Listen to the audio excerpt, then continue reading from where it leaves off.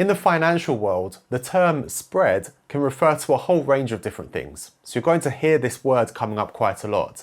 But the one we're talking about for now is particularly relevant for trading and is the most common type of spread you're going to hear about, which is the bid-ask spread.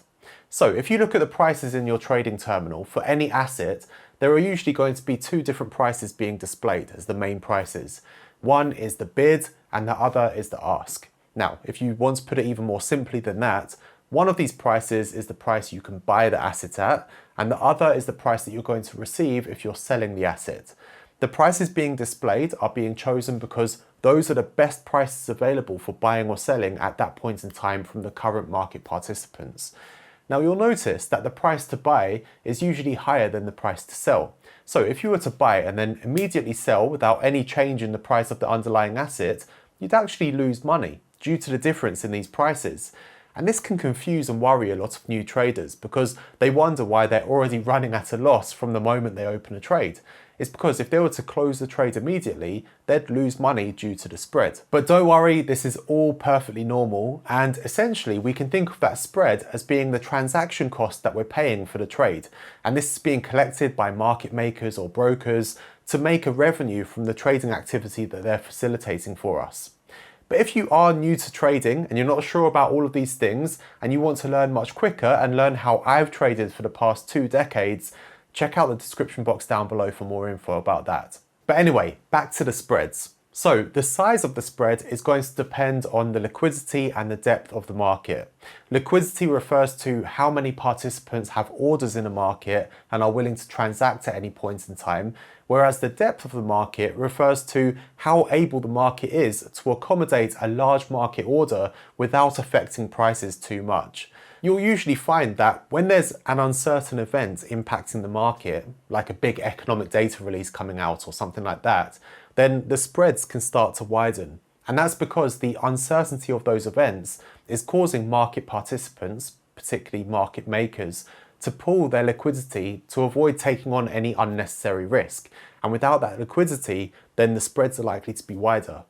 However, a lot of the retail brokers that you'll be using will offer fixed spreads. So you know exactly what the spread is going to be at any given time. So all of this that we're discussing may not actually affect your trading that much. So with retail brokers, the spread for major forex pairs is usually going to be between around 0.7 to 3 pips, while less liquid pairs are going to be with much wider spreads. And this is the same if you're trading stock indexes or even individual stocks. The spreads for a major blue chip company will be much tighter than a low cap penny stock will be. But going back to forex for now, let's say you want to trade Euro USD, US dollar. Since this is a highly liquid asset, it's usually going to have a much tighter spread, meaning a smaller difference between the buy and sell price, and it's going to cost a lower amount to trade than a less liquid asset like the Canadian dollar against the Japanese yen, due to that having a wider spread. Now, this isn't such a big problem over longer time horizons where the price is moving hundreds of pips or more, but if you're looking to day trade, where a move may be just tens of pips, then this could become a bit of a deal breaker for you because the spread will account for quite a large percentage of the overall trade. Like for example, if you have a spread on Euro USD of 2 pips and the size of the move that you're trading is a 40 pip price move, the spread has effectively cost you 5% of the trade. Whereas if the move is 100 pips, it's only 2% of the trade. Now, this might not seem like a big difference, but it adds up over time. And on the other hand, if your spread is 8 pips, like you're trading a currency pair that's not as liquid, then on a 40 pip move, that's 20% of the move. That's a lot more. These transaction costs over time will start to negatively impact your profit or loss to a much greater extent, and you're going to have to perform much better to hit a profit. So these transaction costs are something that we need to keep in mind when opening trades and when considering which markets are appropriate for the type of trading that we want to do. This may mean that we need to be more conscious during specific times, such as when there's more volatility around economic news releases or during quieter times in the markets when there's less liquidity, and it may even mean that we need to avoid certain markets altogether. If you found this video helpful, please do hit the thumbs up button to let me know. I'd really appreciate that.